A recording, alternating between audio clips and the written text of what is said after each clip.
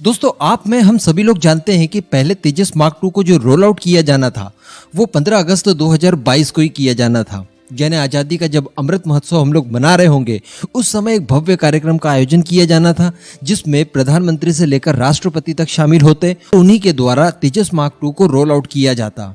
लेकिन हम सभी लोग ये भी जानते हैं कि बीच में जो चाइनीज खुरापात की वजह से ये लेट हुआ है तेजस मार्क टू परियोजना, इस वजह से 15 अगस्त यानी जब हम आज़ादी का अमृत महोत्सव मना रहे होंगे उस समय इसे रोल आउट नहीं किया जाएगा, क्योंकि पहले सप्लाई चेन बंद हो चुकी थी और तेजस मार्क टू के ऊपर इतना काम नहीं हो पाया जितना कि हमारी डेडलाइन हमसे कह रही थी।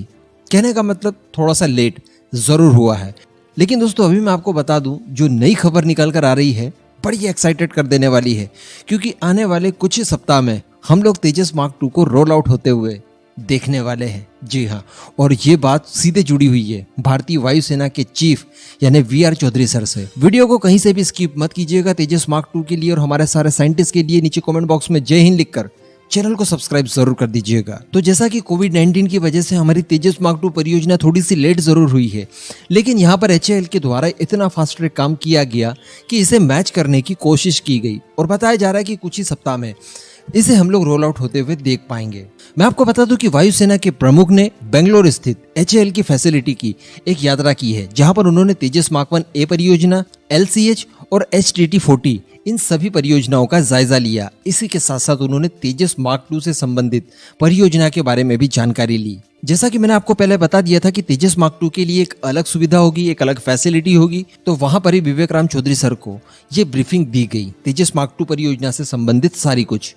अभी वैसे तेजस मार्क 2 को लेकर पहले जो इंडियन एयरफोर्स का रवैया रहा है इससे हम सभी लोग अवेयर हैं। हम जानते हैं कि पहले विवेक राम चौधरी सर ने कभी भी तेजस मार्क 2 को इंडक्ट करने की बात नहीं की थी, लेकिन फिर लास्ट मंथ हमने देखा कि सर ने खुद इस बात को कंफर्म किया कि 6 स्क्वाड्रन के लिए तो हम लोग प्रतिबद्ध हैं। तेजस मार्क 2 की 6 स्क्वाड्रन भारतीय वायुसेना का हिस्सा बनेंगी। उसके बाद जो रिक्वायरमेंट हमारी रहेगी उसको हम लोग देखेंगे कि बाद में कितनी ज्यादा हमें ऑर्डर प्लेस करने हैं। फिर मैंने आपको 2 दिन पहले वीडियो बनाकर बताया कि तेजस मार्क 2 का एक ब्लॉक 2 वेरिएंट भी आ रहा है, जिसकी 4 स्क्वाड्रन एडिशनली हमारी भारतीय वायुसेना में इंडक्ट की जाएगी। कुछ लोग पूछ रहे थे कि एक स्क्वाड्रन में कितने फाइटर जेट होते हैं, तो मैं आपको बता दूं कि 20 से 18 होते हैं। 18 मान लीजिए स्टैंडर्ड आंकड़ा है।